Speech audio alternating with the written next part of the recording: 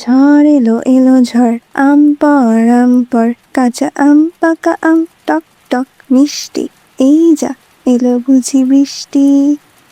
ছোটবেলায় কালবৈশাখীর ঝড় উঠলেই এই কবিতাটা গানের ছন্দে পড়তাম। আজ হঠাৎ বাইরে বৃষ্টির শব্দে সেই স্মৃতিগুলো আবার মনে পড়ে গেল, আর ঘরের ভেতর শুরু হয়ে গেল আমের আচার বানানোর ধুম।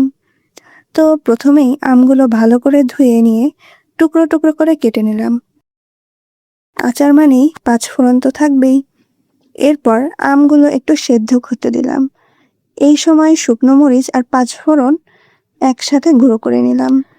আমগুলো সেদ্ধ হয়ে গেলে একে একে চিনি, লবণ, মশলা আর তেল দিয়ে ভালো করে নেড়ে নিলাম।